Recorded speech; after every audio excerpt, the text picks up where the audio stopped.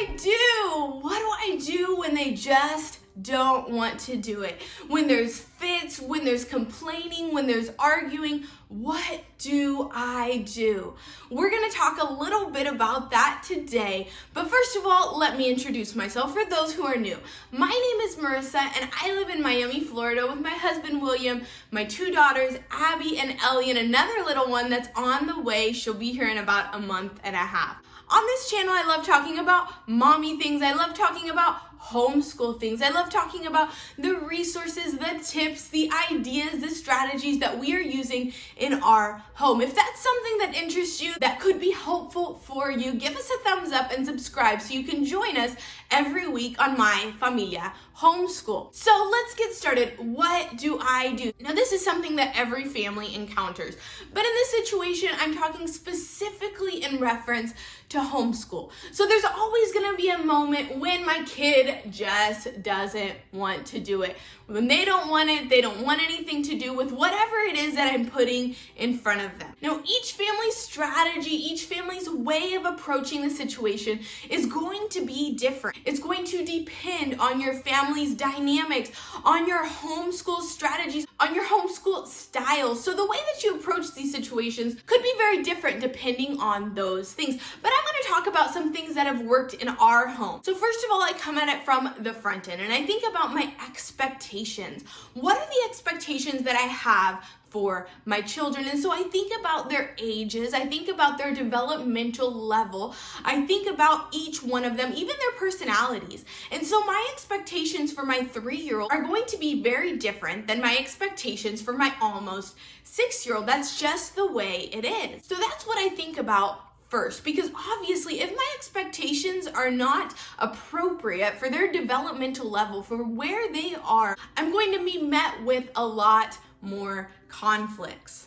And that's just exhausting for everyone. So first of all, we think about expectations. Next, I focus on the basics. So another thing I think about coming in from the front end, before we're coming to these conflicts, I'm gonna focus on the basics. There's so many beautiful extras that I could add into our homeschool. But I know that if I pile thing and thing and thing and thing on top of my girls and their schedule, it's going to be overwhelming and we're going to have a lot more conflicts. So I'm gonna think about what is truly a priority. And there may be extras that I'm going to add in, but that I can take out when I see that there's conflicts coming. I can take out when I see that this isn't going to be the best day for adding in those extra things. So let's focus on the basics. Now, when the conflict comes, when my girls are just not in a great mental state, they're not in a great emotional state, they're grumpy, they're upset, they're complaining, they're whining, they just don't want to do it. Well, first of all, I'm not one of those moms that says, okay, we're upset, we don't want to do it, let's close the books. That's just not my approach. Some people, I hear it a lot, and some people that's their approach and that works for them, and that's great. But I'm a firm believer that there are things in life that we have to do even if we don't like them. So just like in my own case, I have to clean the house, and very few times do I enjoy cleaning the house. Very few times do I wake up and say, oh, I would just really want to clean my house today. Nope, that's not something that comes to my mind. Some people it may be the case, but not with me. But that's still something that I have to do. That's still a responsibility. And so in that same way, I want my girls to learn that there are going to be things in life that we have to do even if we don't want to, even if it's not something that we want to do in that moment. And so I'm not going to close the books right away. I'm going to sit down, I'm going to talk to them, I'm going to explain to them, okay, this is what we have to do during this time. Activity, the whatever that's been set before us, and this is what we're going to do. This is what is expected of you in this moment. But another thing that I may do mentally is I'm not going to quit, but I may make things, what I'm expecting of them that day, a little bit shorter or more concise. So because my girls are young, a lot of times they don't know exactly what we have planned for that day. So they don't know how many pages I have in my mind that I think we're gonna do in this workbook. Or they don't know the experiments that we're gonna do that day. Or they may not know the book that we're gonna read that day. stuff like that. They don't have a full picture of what's planned for that day. So if I think in my mind, okay, this is gonna be a more difficult day, what can I cut back on to make it easier on all of us? I can do that mentally without them feeling that they're getting out of something because of their attitudes. And so that's not something that I want to learn. We know that the brain is pattern seeking. I don't want them to associate their grumpiness, their bad attitude with getting out of something. I don't want that association to be made in their mind.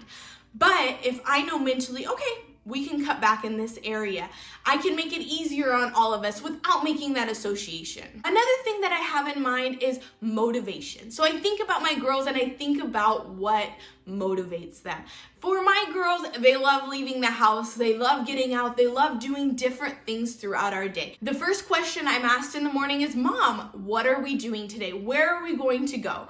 And so oftentimes I will use that as a motivator in those moments of conflict. And so I will explain to them, okay, this is what we have to do now, so that we can go to the park later, or so that we can go to this class that we have later on, or so that we can do whatever, see our friend, hang out, whatever it is that we're going to do that day. That often helps. Just like with us, that we're motivated to do things because of something else. So I'm motivated to clean my house because I like having a clean house. Sometimes I'm also motivated to clean my house because I know I have someone coming over later that day and I like my house to be clean when people come over to our house. Just like we have things that motivate us, it's helpful for our kids to have things that motivate them. It could be something small, it could be something big, but having that little motivator in there, knowing our kids, knowing what they enjoy, and using those things to motivate them to do something that they may not want to do in that moment. And the last thing that I do is I strive to keep things interesting. And the way that I do this is I approach the subjects that we're learning, whatever we're learning about in that moment, in several different ways. I try to incorporate all of their senses in what we are learning. So we use workbooks in our homeschool. We use books in our homeschool. We'll use an occasional YouTube video in our homeschool, usually with science topics. We use music in our homeschool. We use audiobooks in our homeschool. We use sensory experiences in our homeschool. So being able to see what we're learning in a book or a workbook or a YouTube video, being able to hear what we're learning on an audiobook or in a song, being able to feel what we're learning, maybe making something out of Play-Doh or making a painting, being able to experience it with our full body by going and visiting somewhere where we can experience what we're learning in person. And so keeping it interesting by adding in many different learning experiences about that one subject.